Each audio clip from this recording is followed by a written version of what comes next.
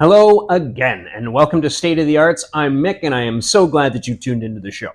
This month we have Kyle Sherwin, a local drag performer, and we talk about his work as Edie Violet, the effort that he puts in to create what he wears, and the current state of drag. We also chat about story time and how it ultimately affects his craft and the lives of others who support him and his community.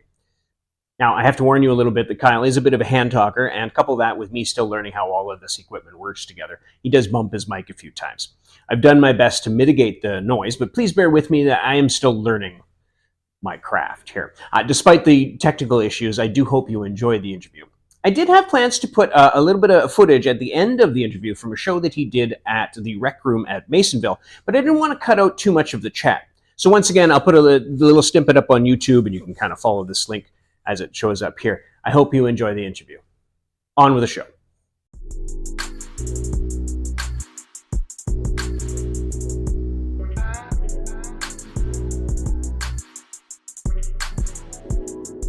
Nobody introduces yourself better than themselves. So please. Well, thank you very much. Thanks for having me. My name is Kyle, and I am a drag performer. I am a drag designer. So the clothing, the costumes, really anything that someone needs to go out and perform. Yeah, it sounds like you kind of like the whole meal deal as far as... Kind of, yeah. I kind of have my feelers out in everywhere. Right. We have a conversation, and you mentioned, of course, that you started in sewing. Mm-hmm. So how did that come about? Traditionally, we'll talk about cisgender roles and all that kind of stuff. Like, it wouldn't be something that...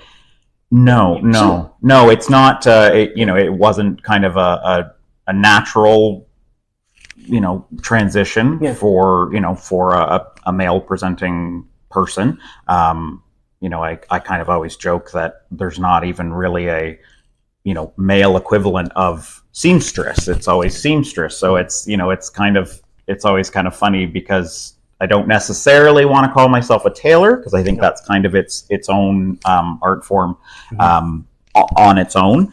But yeah, it's always kind of a funny thing to try to explain it. Basically, I was always creative. I was always, doing something. I costumes for a cousin of mine or something like that. So it's always kind of been there. Some of the things at the start probably weren't done the way they're supposed to be. It's 100%, 100%, self-taught. I did learn, through working in alterations and things like that, the proper way to do things, which honestly is always a nice way to start.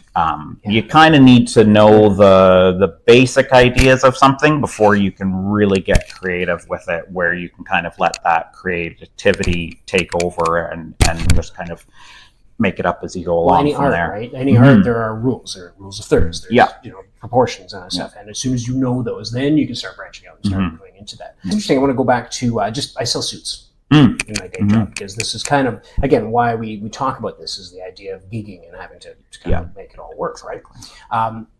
Tailor versus seamstress. I have some wonderful seamstresses in the back, but they're not tailors. They do very, very good work, but their work is limited to fixing or improving, not creating. So that's very interesting that you pulled that out. But what in your head stops you from saying that you're a tailor? Because look, you're creating fashions. I think for me, I've always kind of seen tailoring as something where you come up underneath as an apprentice of someone who's kind of a master tailor. It's someone that has been doing it for years. I always kind of think of it as a little bit more of a true kind of apprentice that you're learning that from someone who's done it for years, and they potentially learned it from someone who's been doing it for years. When you said you created costumes for your cousin, now we're talking Halloween costumes, theater costumes. I grew up Jehovah's Witness. So, I came from a religious background, and, Halloween, that was not something that we did. but definitely, we always, had fun other ways kind of Yes. thing. So, Yeah. I mean, I grew up around Disney and all of that kind of thing. So, a lot of the time it was, a certain era or a certain character kind of thing. It was always kind of funny eras, like it was, a 1910s Titanic style kind of thing, and non-licensed. And it was always kind of funny. Like it wasn't just kind of a generic, oh, it's a princess dress or something like that. It was always, and I think that's probably just the way my head works. Is I really like, references and kind of digging into the history of something and kind of getting somewhat obsessed with a certain period. And then I've done theater years.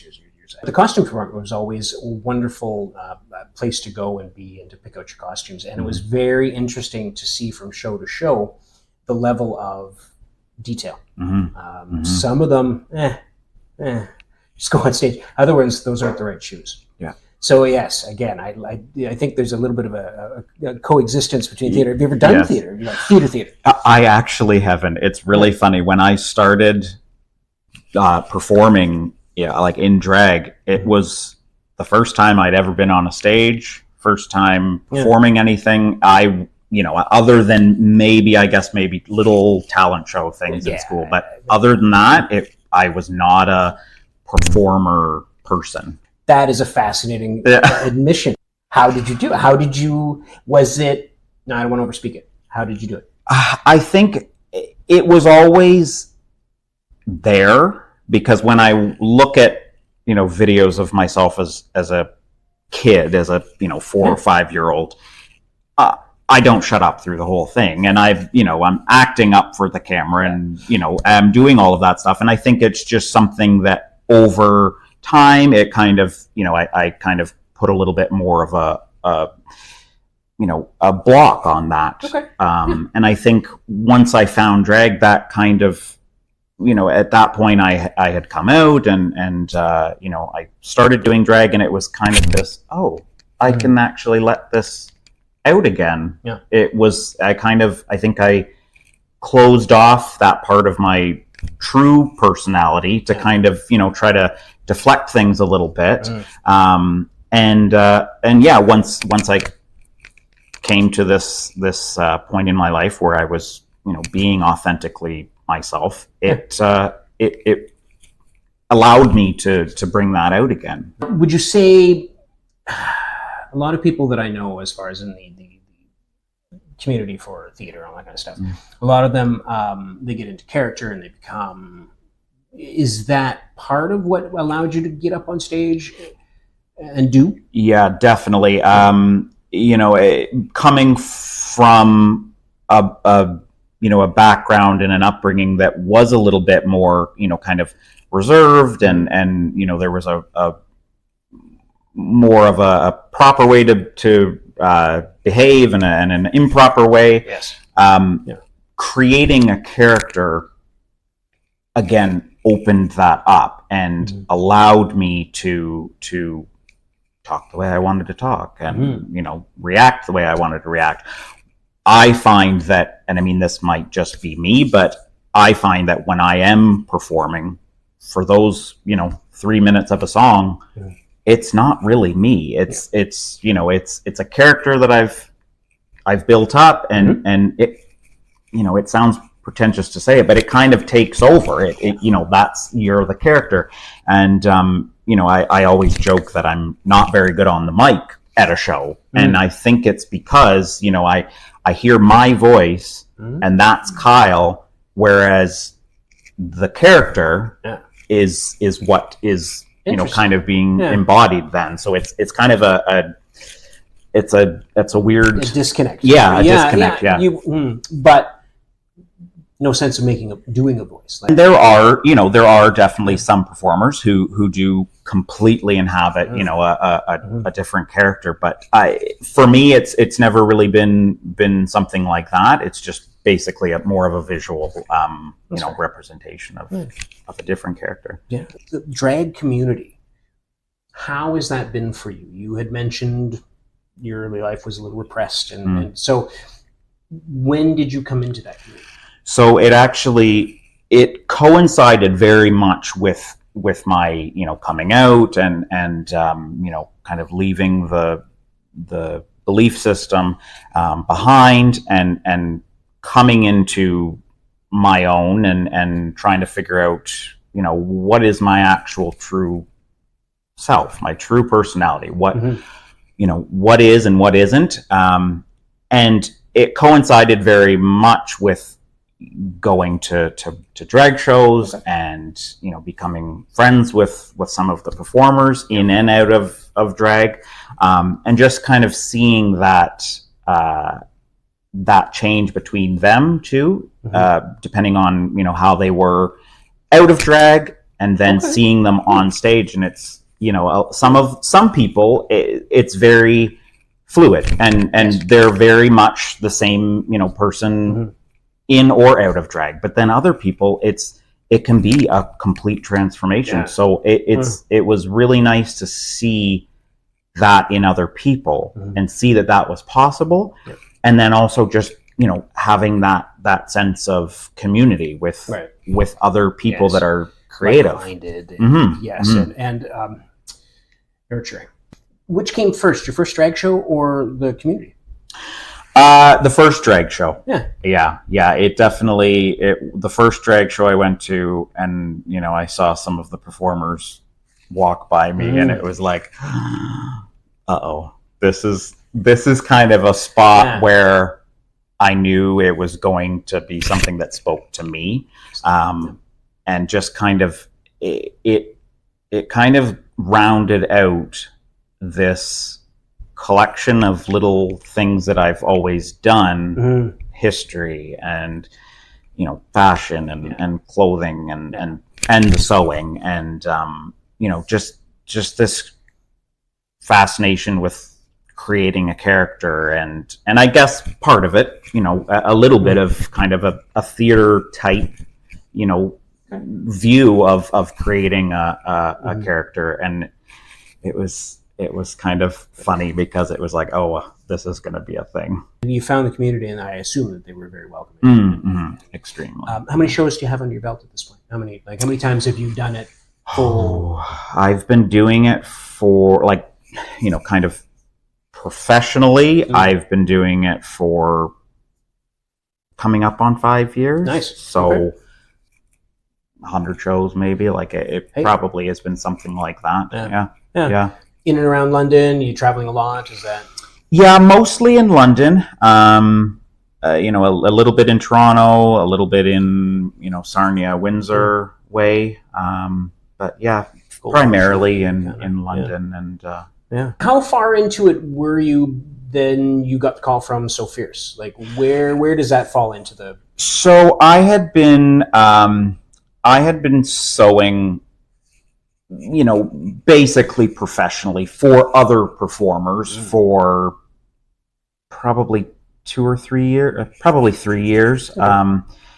It definitely started very organically.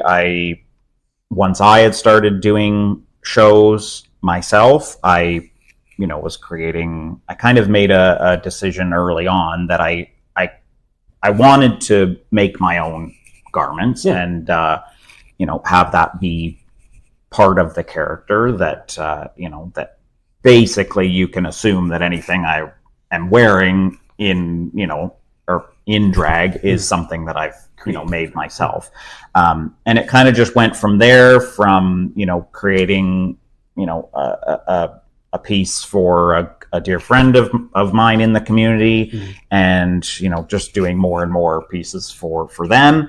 And then the nice thing about it is you really don't have to advertise. It's for the most part, your pieces are out there, and they're out on performers, and those performers are meeting other people backstage, dress? They're helping each other tie it up or zip it up, and it's like, this is nice, who made this kind of thing. So this is wonderful. Yeah. So it's very kind of organic how it kind of just snowballed into people actually want to work with me and have me create something for their performances. Do you have a big sewing machine table? I do. Yeah. I have there's a whole room in the apartment that is dedicated to drag sewing. Do people get to go in, or is that? They do, actually. Okay, and surprisingly, from the feedback that I've got, I think it's a mess, but from what everybody says, it's very organized, and I'm a great proponent of IKEA, and they have great... It's not often that your chaos is someone else's order. So yes. That's good. No, it's just chaos. Yeah. Chaos. What you see before you is carefully curated and stuffed into the other rooms. Anyways, I love my space. Yes. You do this, and I assume you have fun. Mm-hmm. And I mean, it always kind of makes me laugh, because most performers, have their performance and their character that they are out there on the stage, but then backstage, most of us are a bunch of goofballs. It's a lot of the times it's just us having fun. Because most of the time we are close friends, and and they a lot of them do feel like family. So you're kind of you might not have seen them for a little while, so you're getting to do a show with them, and it's fun. It's fun to do the performance side of it, but then just the being with each other backstage, and joking about this or joking about that, and it's beautiful I go back to my theater community again. I love my theater friends, and some of them I have known for longer than I care to admit. Some that are brand new, and all of them are all very different individuals, but somehow collectively they can find a way to get a goal, get a show done, get a musical done, get a band done.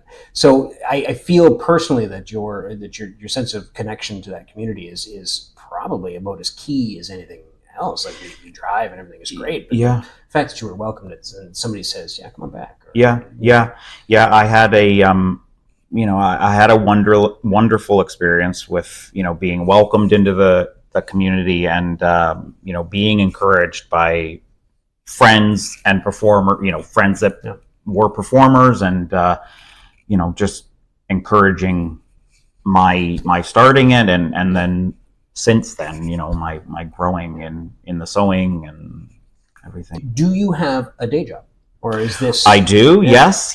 So I do work part-time at a Benjamin Moore. That's kind of my other side of my loves, is color. Interiors and color, and people's spaces. I've always loved the idea of what people surround themselves with, and my partner's much more of a minimalist, and I'm very much more of a maximalist. So but I just there's something about that I've always felt I need things around me, things that speak to me, or things that are important to me, and I think I'm a little bit more of a romantic in that way, that it's your space, and that's important. And so that is why I've kind of went into that area as more of a day job. Nice.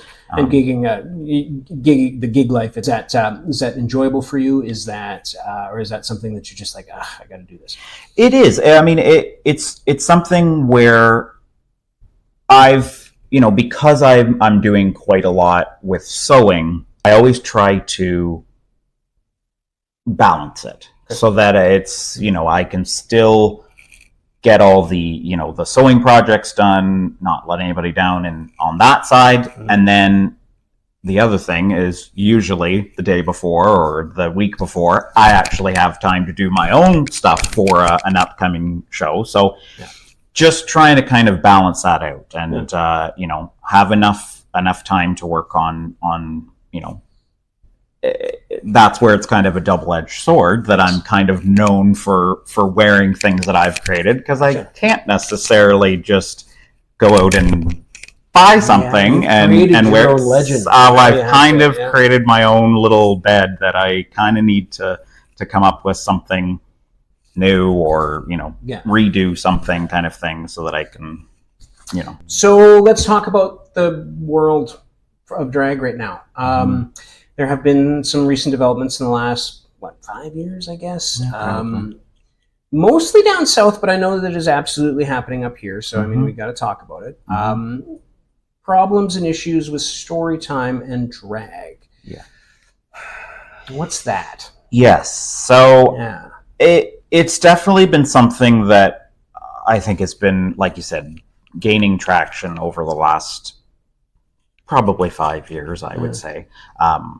And I think a lot of the time it's a case of not understanding what a drag story time is, and not understanding what goes on there, what the program is. It's I think it's a lot of the time is rooted in confusion and not understanding it, and that leads to fear, and fear leads to hate, and it's definitely something where it can snowball.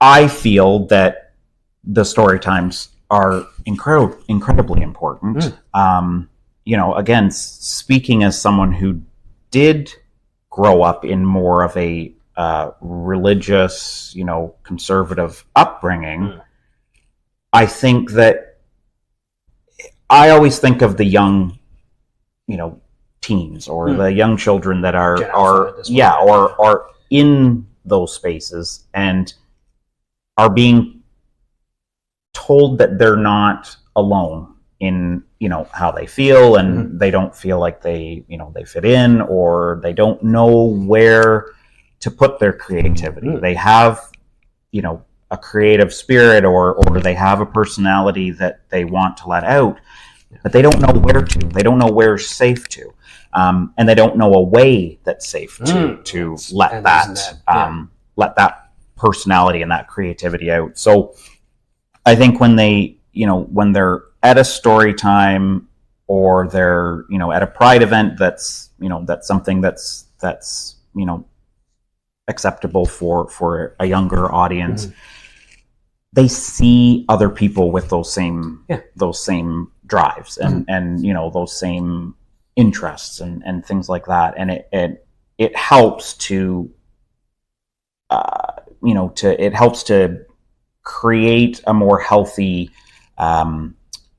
view of themselves. Right. It doesn't leave the door open to to develop things where they don't like themselves. They don't feel like they fit in. They they don't fit in, and they don't know what to do. Well, you yourself earlier in our chat there, you mentioned that there was a part there where for a little while you kind of stuffed it down, right? Yeah. And you didn't get into it. So I could imagine that seeing that representation and seeing that people are different, and it's cool. It's great. Yeah. Yeah. The idea of being able to be like, oh, I see. There was an old story that somebody told me a long time ago. Prince, when he first started doing his thing in the 70s and early 80s, it allowed young black children to say that, I don't have to be this. I can be this. I can be something else. Same with your story times and your the pride parades, and just go on out. Yeah. It's okay. People are different, and it's not going to hurt you. Yeah. And because I think the danger is still very real that a child is potentially going to feel like they're better off not here. Yes. Or they're better off to not be themselves than to be authentically themselves. And that is a danger, I think, that's still very much part of our society. So you create those safe spaces for them to be those people. Exactly. So especially things like this assault on people telling a story for bad reasons and just misconceptions and poor thought processes, because you do talk to people and I deal with a age range of people, and it doesn't always come up in conversation, but we talk about things that come up. Yeah. And the misconceptions and the ideas that do come out that I hear from people are astounding. Because I feel like, for example, the idea that we are overtly promoting overt sexuality to children. I think in my head, as a rational person, that if somebody was actually doing that, they wouldn't be doing the job for very long. Because I don't care how liberal you are, there's a limit to what your children are exposed to. So it seems to me like it's based around specific lies, targeted lies and misconceptions that are exacerbated by said lies. While we've got this and we've got a microphone on you and stuff, you have any, like, this is what it is? Bang. And I mean, and going on top of that too, I think the misconception that it is, very inappropriate for younger audiences is so, it's baseless. It's to me, I think just the same way as, a teacher at school or a parent is not going to wear the same outfit as they are going out to a bar with their friends as they are to work, or any parent or anyone who's around a child always tailors their speech and their demeanor, and their everybody gets up and dresses for the spaces that they're going to be that day. So it doesn't make sense for someone to wear their going out clothes to, their grandma's birthday party or something like that. Everybody has a compass of what is going to fit in that scenario. And drag performers are no different. They are presenting and performing for an audience, but it's a completely different way than it would be in a club or at a show. At a 19 plus. It's truly just, connecting with the younger audience and,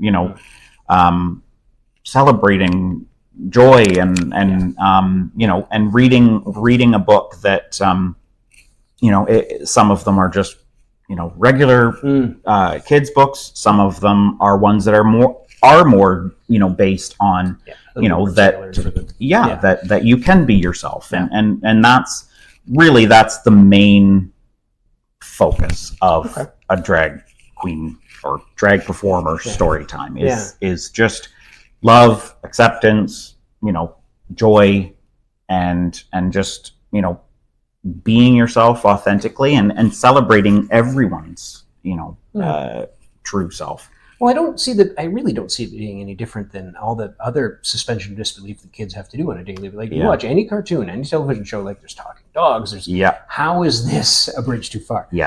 Kyle, thank you very much for coming on to the show. It has been wonderful. It has been eye-opening.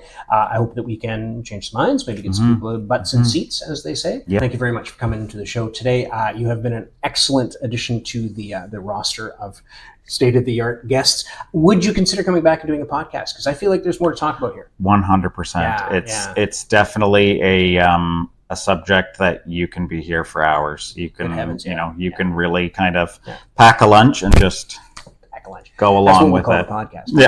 Pack a lunch with Kyle and me. All right. Well, thanks for coming into the show, and thanks for tuning in this week, and we will see you next time. Next episode, I have embroiderer Sue Richmond on, and we talk about her art and how and where she creates her work. Happy holidays, everyone, and I'll see you next month.